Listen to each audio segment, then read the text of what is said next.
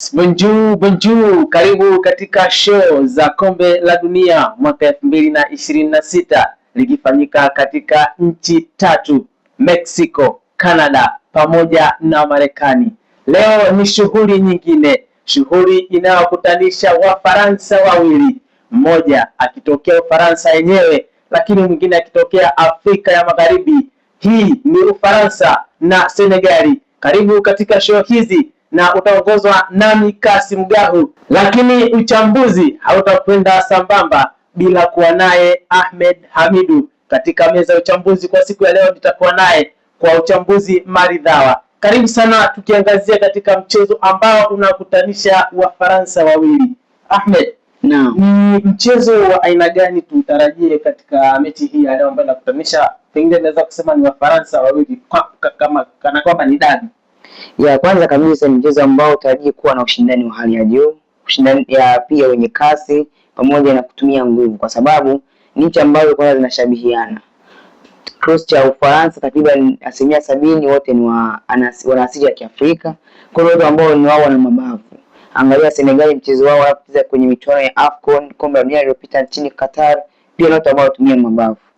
Kwa tunaposema mchezo wa ushindani, pia unaletwa na mazingira ya nje ya uwanja, kwa sababu hizi timu mbili zina historia ambayo yazifanya zenyewe sasa zile compete uwanjani. Historia ni kama mchezo ambao uko nyuma kwa kukutanisha kwenye michuano ya kombe la dunia. Kama huu kwenye ufunguzi wa kombe la dunia, nchini Japan na Korea Kusini walikuwa waandaaji mwaka 2002. Msimu huu Ufaransa alikuwa bingwa mtetezi wa michuano ya mwaka 98 akifunga Brazil kwenye finali kule nchini Germany kwa bao 3-0. Wanakutana mchezo wa kwanza wa kundi, Senegal wanapata ushindi wa 1-0 dhidi ya Ufaransa. Mchezo ambao kwa Ufaransa walikuwa nyuma ya kiwanja, Senegal akatawala dimba akiwa na watu kama kina Aliou Fadiga, kocha wa sasa Pape Thiaw, walikuwepo Aliou Cisse, kocha aliyepita wa mwaka juzi.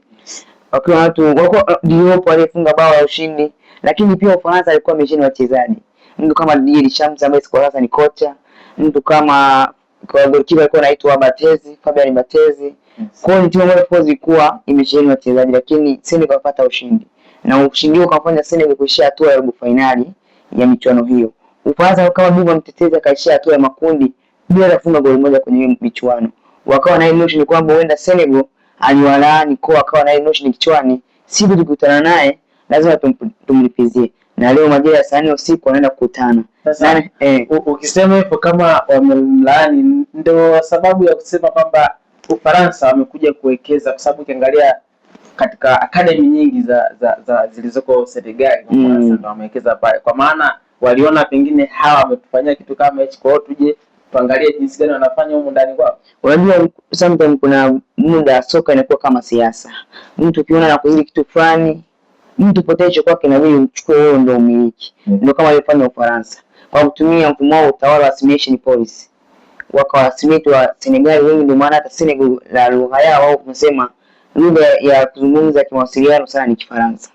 Kwa mwisho wa siku wakaamua wao Bennett wakaweza kwenye academy, na ukiangalia mazao mengi wachezaji wa Senegal wamekulia nchini Ufaransa kwenye timu kama Lens, pia timu kama Olympique Lyon, Olympique Marseille, na leo hii wanadumu kwenye timu ya taifa ya Senegal. Kwa kuna vinasaba kama sasa hivi vinaendana kwenye hizi timu mbili.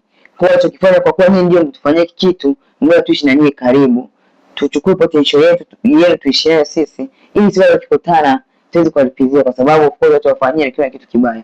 Bingwa mtezi kufunga mchezo wa kwanza ukaishia makundi, inaleta yani image fulani ambayo sio nzuri kwenye masuala ya kisoka.